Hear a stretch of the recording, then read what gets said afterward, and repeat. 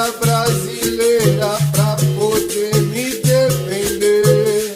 Capoeira tem magia que é difícil de explicar.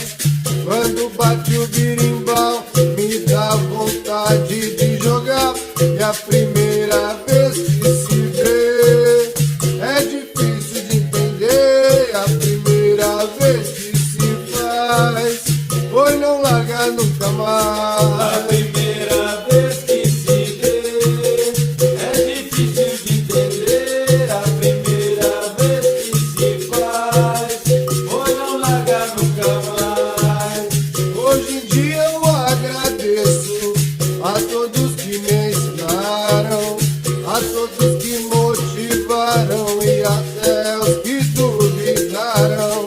Capoeira tá em mim e não tem como negar. Ando sempre aprendendo, mas tenho muito que ensinar. E a primeira vez que se vê é difícil de entender. A primeira vez que se faz foi não larga nunca A mais. primeira vez que se vê é difícil de entender. A primeira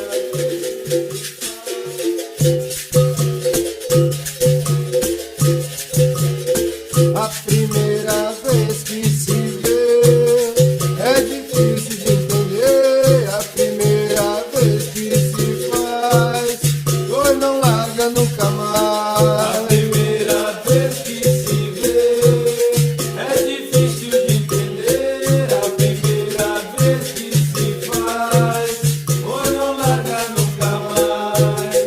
Eu fui lá na academia procurar a capoeira.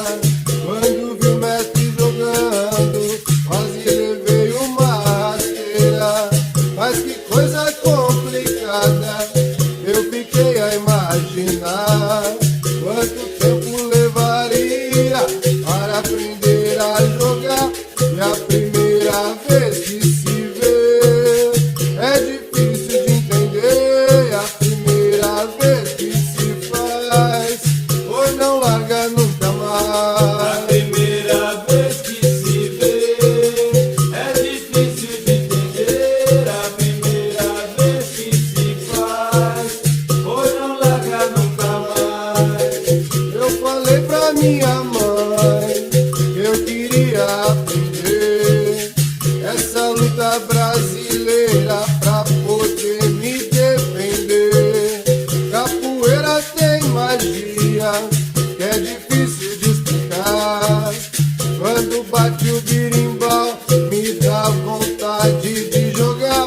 E a primeira vez que se vê é difícil de entender. A primeira vez que se faz foi não largar nunca A mais. primeira vez que se vê é difícil de entender. A primeira vez que se faz